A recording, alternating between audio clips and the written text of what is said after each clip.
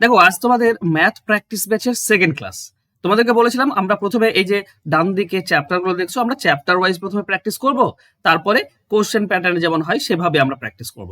আমরা number system থেকে already practice করে ফেলেছি, 25টি অঙ্ক নিয়ে আলোচনা করেছি। আজকে আমরা অ্যাভারেজ অর্থাৎ সেকেন্ড ক্লাসে এখানেও 25টি অঙ্ক নিয়ে আলোচনা করব। তোমাদেরকে দেখে দিই, খুব গুরুত্বপূর্ণ 25টি অঙ্ক রয়েছে। হ্যাঁ, তবে একটু অ্যাডভান্স লেভেলের, ঠিক আছে? মানে অ্যাডভান্স লেভেল না করালে, যেহেতু প্র্যাকটিস ব্যাচ, এখানে যদি আমি অ্যাডভান্স না করাই তাহলে প্রবলেম হয়ে যাবে। আর বর্তমানে যে প্যাটার্ন গুলো দিচ্ছে না, তাতে একটু অ্যাডভান্স প্যাটার্নেরই কিন্তু অঙ্কগুলো দিচ্ছে। তার জন্য আমি তোমাদের জন্য অ্যাডভান্স অঙ্ক নিয়ে আমরা আলোচনা করব। আর টোটাল 25টি কোশ্চেন রয়েছে, আর প্রত্যেকটি কোশ্চেন গুরুত্বপূর্ণ। কোন একটা কোশ্চেন যে তুমি ফেলে দেবে সেরকম নয়, প্রত্যেকটি কোশ্চেন গুরুত্বপূর্ণ। তো প্রত্যেকটি কোশ্চেন একটু মন দিয়ে বোঝার চেষ্টা করবে, ঠিক আছে? তো চলো শুরু করি। দেখো, প্রথম অঙ্ক এরকম দেওয়া হয়েছে যে যখন স্বামী স্ত্রী এবং তার ছেলের গড় বয়স ছিল 42 বছর, তখন ছেলেটি বিয়ে করলো। বিয়ের ঠিক 1 বছর পরেই তাদের একটি সন্তান জন্ম নিল। যখন সেই শিশুটির বয়স 5 বছর হলো, তখন পরিবারের গড় বয়স দাঁড়ালো 36 বছর। বলতে হবে বিয়ের সময় পুত্রবধূ, মানে যে মেয়েটার সঙ্গে বিয়ে হয়েছে সেই মেয়েটার বয়স কত। খুব ইম্পর্টেন্ট কোশ্চেনটা, মন দিয়ে 2-3 বার তোমাদেরকে পড়তে হবে। আমি তোমাদেরকে একটু সিম্পলিফাই করে দিচ্ছি। দেখো, যখন 42 বছর ছিল তখন ছেলেটি বিয়ে করেছে, ঠিক আছে, মানে বিয়ের সময় গড় ছিল তাদের 42। এবার 1 বছর পর ছেলে হয়েছে, ছেলেটির বয়স 5 বছর হয়েছে, তার মানে টোটাল 6 বছর আরো কেটে গিয়েছে। মানে এই যে ধরো একটা লোক এবং তার স্ত্রী আছে, ঠিক আছে, মানে একটা, এটা বাবা মা ধরি আমি, ঠিক আছে? প্রথমটা আছে বাবা, তারপরে একটা মা, এবং এরপরে ছেলে। এই তিনজনের গড় বয়স কিন্তু এখন 48 বছর। কেন? আগে ছিল 42 বছর যখন বিয়ে হয়, কিন্তু বিয়ের পর তো 6 বছর কেটে গিয়েছে। 1 বছর পর সন্তান হয়েছে, আর সন্তানের বয়স 5 বছর, মানে 6 বছর কেটে গিয়েছে। মানে টোটাল সবার 6 বছর করে বেড়ে গিয়েছে। মানে টোটাল বয়স হবে তিনজনের 48 করে গড়, অর্থাৎ টোটাল হবে 144। এবার খেয়াল করো, এই সন্তানের বয়সটা, সন্তানটা তুমি ধরো এক্স, তাহলে সন্তানের বয়স তো এখন 5 বছর, তাহলে আরো তো 5 যোগ হবে। তার মানে আমি এটা বলতে পারি যে বাবা, মা, ছেলে এবং ছেলের সন্তান, এই সবার বয়স হচ্ছে 149 বছর। কিন্তু এটা তো আমাদের উত্তর নয়, আমাদের উত্তর পুত্রবধূ বের করতে হবে। কি করে করব? ভালো করে খেয়াল করো।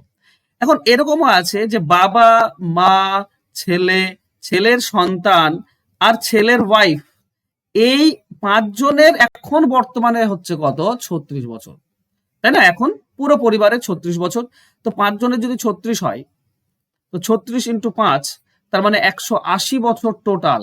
তার মানে এটা হবে টোটাল 180 বছর। আচ্ছা, যদি আমরা বিয়োগ করি, তো বাবা, মা, ছেলে, সন্তান, এই সবগুলোই তো কেটে যাবে, শুধু ওয়াইফ পড়ে থাকবে। শুধু ওয়াইফ, আর ওয়াইফ কত হবে?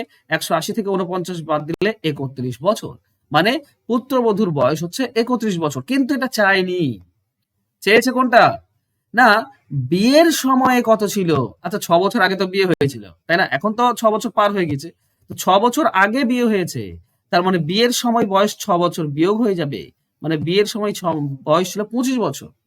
পুত্রবধূর বিয়ের সময় বয়স ছিল 25 বছর, এখন 31 বছর। আশা করছি বুঝতে পেরেছো। আমি স্টেপ বাই স্টেপ তোমাদেরকে বোঝাচ্ছি, এগুলো একটু মন দিয়ে 1-2 বার প্র্যাকটিস করে নেবে, দেখবে খুব ইজিলি করতে পারছো। চলো আমরা নেক্সট কোশ্চেনে যাই। পরবর্তী কোশ্চেন দেখো, একজন শিক্ষার্থী, আচ্ছা তোমাদেরকে বলে দিই, যারা তোমরা আমার ক্লাসে ভর্তি হয়েছো, থ্যাংক ইউ সো মাচ। আশা করছি আমার যতটা উপকার হবে তার থেকে বেশি উপকার আমি তোমাদের করব, কারণ আমি মানে 100% এফর্ট দিয়ে তোমাদেরকে অঙ্ক শেখানোর চেষ্টা করব, প্র্যাকটিস করানোর চেষ্টা করব। তো তোমরা একটু শেয়ার করে দিও, হ্যাঁ, এই যে ফোন নাম্বার, এটা শেয়ার করে দিও এবং বলে দিও যে দাদা পড়াচ্ছে খুব কম পয়সাতে, মাত্র 99 টাকাতে আমি পড়িয়ে থাকি। তো এই যে ফোন নাম্বার, একটু যোগাযোগ করে নেবে এবং ভর্তি হয়ে যাবে, ঠিক আছে? একটু তোমরা শেয়ার করে দিও, যারা ভর্তি হয়েছে তারা একটু শেয়ার করে দিও, আর যারা ভর্তি হওনি তারা ভর্তি হয়ে যাবে। চলো নেক্সট, 2 নম্বর বলেছি। দেখো, একজন শিক্ষার্থী 10টি 2 অঙ্কের সংখ্যার গড় নির্ণয় করছিল। সংখ্যাগুলো টুকে নেওয়ার সময় সে ভুলবশত একটি সংখ্যার অঙ্কদ্বয় অদল বদল করে ফেলল। এর ফলে তার প্রাপ্ত উত্তরটি সঠিক উত্তরের থেকে 1.8 কম হয়। যে সংখ্যাটিতে সে ভুল করেছিল সেই সংখ্যাটির অঙ্ক দুটির পার্থক্য কত? দেখো, আমাকে শুধু একটা কথা বলো, সঠিক উত্তরের চেয়ে 1.8 কম। তো সঠিক উত্তর কি? সে বের করছিল তো গড়, তার মানে গড়টা যেটা বের হতো সেটা হচ্ছে সঠিক।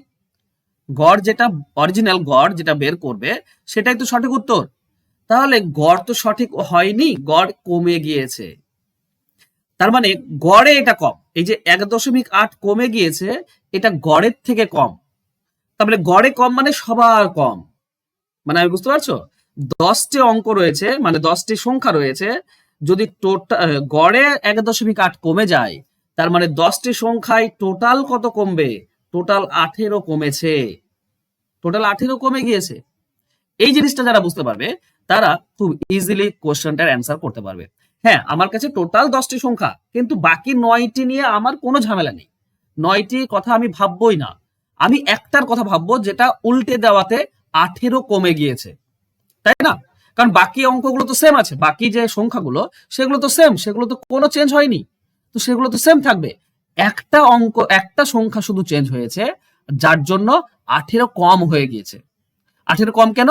গড়ে 1.8 কম, তাহলে 10টি সংখ্যাতে 18 কম হবে, তাহলে 18 কম হয়ে যায়। আচ্ছা, এবার একক দশকে তোমরা কি জানো বলো তো? একক দশকে ধরো দশকের সংখ্যা এক্স আর এককের সংখ্যা ওয়াই, তাহলে সংখ্যাটি হবে 10x প্লাস ওয়াই, কারণ দশক মানে তো 10 গুণ হবে। এটা যদি উল্টে দাও মানে এটা ওয়াই এটা এক্স হয়ে যাবে, ওই যে বলেছো অদল বদল করেছে, তার মানে হয়ে যাবে 10y প্লাস এক্স, উল্টে দিলাম, তাই না? এখন 10y হয়ে যাবে। এবার খেয়াল করো এই দুটির পার্থক্য কত? 18, কারণ প্রথমটাতে 18 বেশি ছিল, এটা মাইনাস দিলে এটাও মাইনাস হয়ে যাবে। কেন? কারণ এটা তো গুণ মানে গুণ হয়ে আছে না, এটা মাইনাস যদি বসাও তাহলে মাইনাস প্লাসে মাইনাস হয়। এই দুটির পার্থক্য বলেছে 18, কারণ প্রথমে যেটা সঠিক উত্তর আর যেটা ভুল উত্তর দুজনের মধ্যে 18 পার্থক্য রয়েছে, তাই না? মানে উল্টে দিলে 18 পার্থক্য। এবার দেখো 10x থেকে একটা x বিয়োগ তার মানে 9x, আর 10y থেকে একটা y বিয়োগ করো তার মানে মাইনাস 9y। 9y হবে তো, মাইনাস হবে তো, মাইনাস 10 আছে প্লাস ওয়াই, তাহলে মাইনাস 9y সমান সমান 18। এবার বলো তো এটা 9 দিয়ে কাটলাম, এটা 9 দিয়ে কাটলাম, এটা 9 দিয়ে কাটলে 2, তাহলে আমরা x মাইনাস ওয়াই সমান 2 পাচ্ছি। আর এটাই তো চেয়েছে, আমাকে বলেছে অঙ্কদ্বয়ের পার্থক্য, সংখ্যাটি চাইনি। সংখ্যাটি ছেড়ে দাও, সংখ্যাতে যে দুটি অঙ্ক আছে এক্স আর ওয়াই সেই দুটির পার্থক্য চেয়েছে, তো সেই দুটি পার্থক্য 2, অপশন ডি হচ্ছে সঠিক উত্তর, তাই না?